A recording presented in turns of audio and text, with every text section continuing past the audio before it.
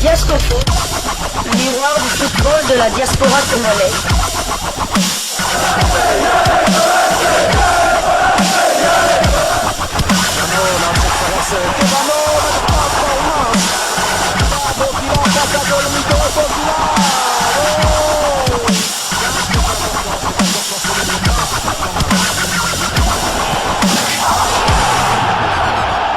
Diasco Foot, le miroir du football de la diaspora congolaise.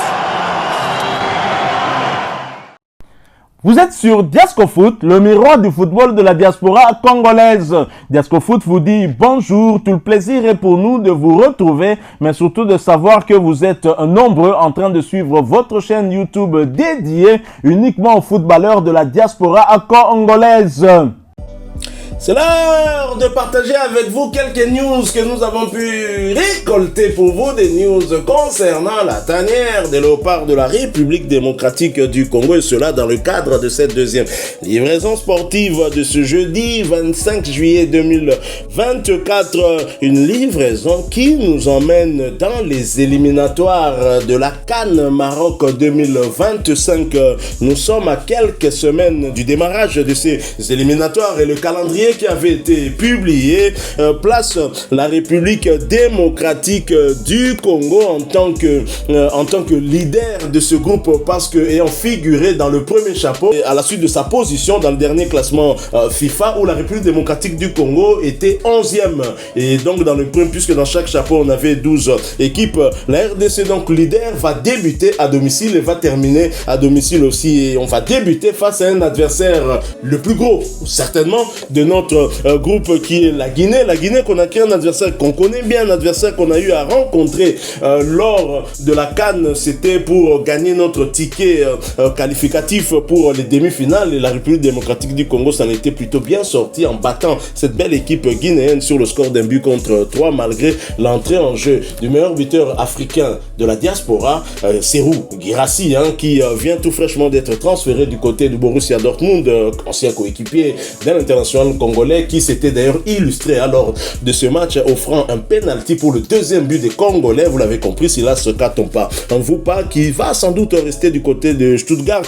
Alors nous voulons, avant le démarrage de ces éliminatoires, partager avec vous une analyse quant aux forces et faiblesses de notre équipe nationale. Y a-t-il des choses à corriger avant de rencontrer une équipe qui sera revancharde, qui viendra avec l'intention de nous battre ici, parce que si on l'a battu en Côte d'Ivoire, c'était en terrain neutre, pourquoi pas eux venir nous battre ici, d'autant qu'ils sortaient d'une belle victoire à l'extérieur, c'était du côté de l'Algérie, même si à domicile ils avaient perdu aussi contre le Mozambique.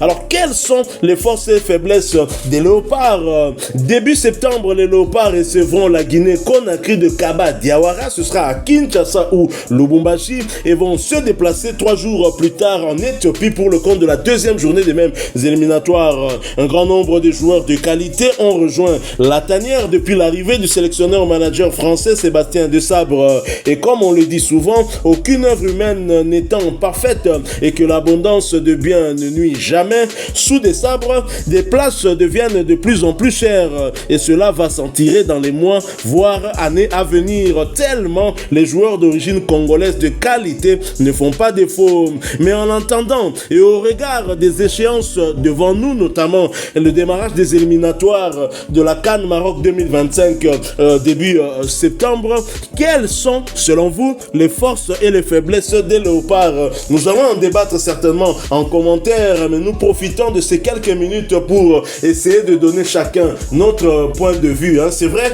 que les léopards ont progressé depuis l'arrivée du sélectionneur-manager Sébastien Desabre, c'est indéniable, on ne peut pas en tout cas le refuser, mais on l'a tous senti, il y a quand même quelques faiblesses. Moi j'en ai noté une, au moins la faiblesse, à mon sens en tout cas, c'est plus le manque de réalisme, un manque de réalisme criant. Parfois nous avons des matchs où nous nous procurons beaucoup d'occasions, des occasions en temps normal qui devraient être qui devraient terminer au fond du filet, mais malheureusement nous n'arrivons pas à les concrétiser. On l'a vu d'ailleurs lors de la dernière CAN, lors de tous les 3 matchs de la phase des poules, les léopards été nettement supérieurs à leurs adversaires. Contre le Maroc, légèrement supérieur quand même, surtout en deuxième période. On s'est procuré beaucoup d'occasions qu'on n'a pas su concrétiser. On l'a vu contre la Zambie lors du premier match où on pouvait remporter ce match après avoir encaissé ce premier but, je dirais but gag contre les Zambiens, une faute de Lionel Passinza. On l'a vu également contre la Tanzanie, match qui s'est soldé sur le score de 0 but partout. Et que dire du match de la troisième place contre l'Afrique du Sud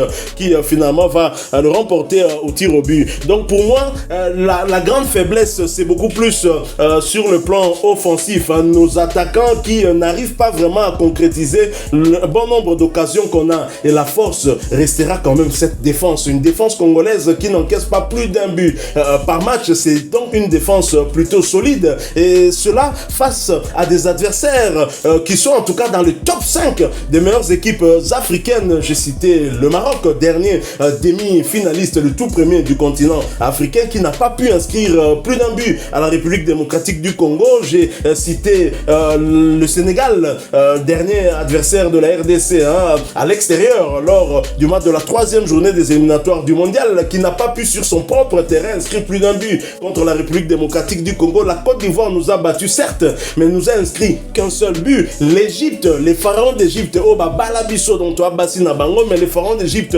n'ont inscrit qu'un seul but, encore que c'était sur penalty, une faute de Dylan Batumbisika. La Zambie, un adversaire qui est à peu près à notre niveau, qui n'a pas su non plus inscrire plus de buts que l'unique qu'ils avaient inscrit, le premier but de ce match, de ce duel entre les deux voisins. Et donc la force des Léopards reste quand même le compartiment défense que Sébastien Desabre a dû forger, mais la faiblesse pour moi reste quand même l'attaque. Nous avons de la qualité certes, mais on n'arrive pas à inscrire le nombre de buts qu'on voudrait. Tout à fait. Donc pour moi, la force des Léopards, c'est d'abord avant tout cette grande concurrence qu'il y a aujourd'hui dans la tanière. Donc Sébastien Desabre peut sélectionner 30 joueurs de valeur quasi égale. 30 joueurs de valeur, je dis bien 30 joueurs de valeur quasi égale. Et on l'a vu lors de notre déplacement du côté du Sénégal que c'est le banc qui a fait la différence. Je cite 4 des 5 joueurs qui étaient rentrés, donc à part Bongonda, donc il y a eu les deux Kayembe, Joris et Edo, il y a eu Shadrack Akolo et Fiston Mayele. Les 4 joueurs que j'ai cités en dernier sont impliqués dans le but que Fiston Mayele avait marqué. Donc les 4, le banc avait fait la différence. Et lors de notre match face au Togo, c'est vrai qu'on a très rapidement ouvert la marque, mais il faut le dire, on a été dominé, surtout en première minute, on a vraiment été dominé. Et c'est encore le banc, lorsque Charles Piquet fait de son entrée au jeu, il stabilise un peu la médiane avec ce trio au milieu de terrain avec Edo Kayembe et Mutusami. Donc encore le banc fait la différence. Et pour que le banc fasse la différence, il faut avoir un banc de qualité. Et moi je crois que la première force d'abord des Léopards, c'est son nombre pléthorique de joueurs de qualité. Son effectif. Son effectif, exactement. On l'a vu aussi à la CAN lors du premier match. On avait des joueurs comme Simon Banda qui était à l'heure de ce match-là le meilleur buteur du championnat portugais. On a vu Meshak Elia qui était le meilleur joueur du championnat suisse. Et nous avons vu Silas Kantopa qui fait des merveilles aussi du côté de la Bundesliga avec son club de Stuttgart. Donc des joueurs qualité, mais qui était sur le banc. Je ne parle même pas de Diangana, je ne parle même pas de Bouchiri qui est titulaire du côté de la première ligue écossaise, mais qui n'a pas encore joué une seule minute en match officiel. Et l'autre force, comme vous l'avez dit, c'est le compartiment défensif. La défense, j'ai l'impression que la défense fait son job. Donc la défense fait son job et il suffit que l'attaque puisse marquer. C'est vrai que, comme vous l'avez dit, en match officiel, on n'a pas encore encaissé plus d'1 but. Donc les équipes n'arrivent pas à prendre cette défense à défaut. C'est vrai qu'il faut parfois aussi ce brin de chance, comme lorsque Nicolas Jackson se retrouve face à Dimitri Berthaud et que Sentir touche le menton gauche, droit plutôt de Dimitri Berthaud. Là, il faut quand même un peu de réussite, mais la réussite, il faut la forger aussi. Donc voilà, pour moi, ce sont là nos forces, les faiblesses, comme je dirais, c'est pas plutôt des hommes. Comme je dis, les hommes de qualité, on les a. C'est plutôt l'animation offensive. Ça passe parfois défaut et on pêche. C'est vrai qu'on a raté contre la Zambie, on a raté contre la Tanzanie, le Maroc, voire même l'Égypte et surtout le match de la 3e place face à l'Afrique du Sud. Ce match, on devait de bout en bout, on devait gagner minimum 3-0, mais on n'arrive pas à marquer le moindre but et on perd malheureusement face au tir au but. Moi, je pense que non seulement se réalise, même là on peut pas parler de la qualité des joueurs quand vous avez un Bakambu, quand vous avez un Fiston Mayele, quand vous avez Simon Banza avant qui était le meilleur buteur du Portugal, plus le Sende qui vient d'arriver, on peut pas parler de Yohan Wissa, tout ça, Meshak, on peut pas parler de tout ça, on peut pas parler de joueurs, c'est des hommes qui manquent, mais pour moi, c'est plutôt l'animation offensive qui doit être meilleure et surtout avoir un 8 si possible qui peut faire la jonction entre la défense et tout à fait et l'attaque. Moutoussamy, c'est bien, il court beaucoup, tout ça, mais son apport offensif est-ce que dans ce registre, Edo Kayembe ne pourrait pas aussi s'adapter dans ce registre-là, ne pas jouer 6 mais jouer 8 et jouer tout à fait, d'autant plus que Edo Kayembe est un joueur qui a été formé comme 10. D'ailleurs, en Anderlecht, il a débuté avec quand il jouait en équipe réserve d'Anderlecht, il jouait 8, il jouait 10, c'est un joueur offensif. C'est vrai qu'en Anderlecht, quand il est arrivé en équipe première, Vincent Kompany l'a mis milieu défensif, ensuite il a même joué arrière gauche, tout ça, mais il a l'instinct offensif. Preuve en est qu'avec son club de Watford, il a marqué 5 buts la saison dernière. Et lors des deux derniers matchs des Léopards, en tout cas, il participe à tous les 2 buts inscrits par les Léopards. Il a un pied dans les 2 buts des Léopards, que ce soit du côté de Dakar ou bien celui de Meshak Elia face au Togo. Mais étant donné que cette faiblesse des Léopards, justement, faiblesse au niveau de l'animation offensive, c'est vrai qu'on a des joueurs de qualité, mais force est de constater quand même que ces joueurs-là n'arrivent pas à inscrire de buts. Mais quand ça nous cause des ennuis et quand ça peut même nous empêcher de retrouver la Coupe du Monde, rappelez-vous de ce match, deuxième journée des éliminatoires du mondial contre le Soudan, les Crocodiles du Nil, un match dominé de bout en bout, mais les Crocodiles du Nil, grâce à un coup de pied arrêté, corner, arrivent à inscrire le but, encore qu'il s'agissait d'un autogol.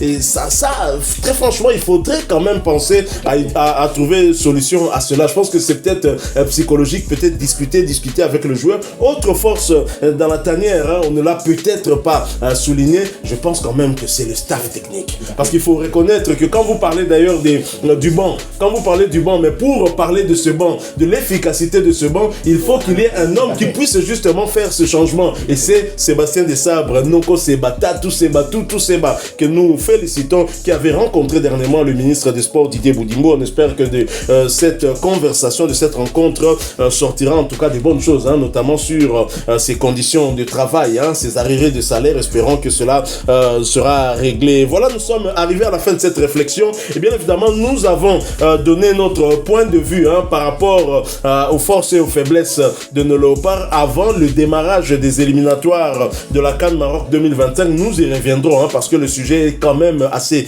vaste. Alors si vous avez également un point de vue à émettre, un point de vue qui épouse les nôtres, parce qu'on a quand même un point de vue, c'est vrai, qui se ressemble mais un peu quand même divergent à certains points, venez en commentaire partager avec nous aussi votre propre point de vue et pour enrichir ce sujet, pourquoi pas pour donner des idées au staff technique pour penser à améliorer. Comment pouvons-nous faire pour améliorer cette animation offensive qui arrive à tout faire sauf inscrire le maximum de buts au regard des occasions qu'on se procure. Si vous avez aimé cette analyse, laissez-nous un maximum de j'aime.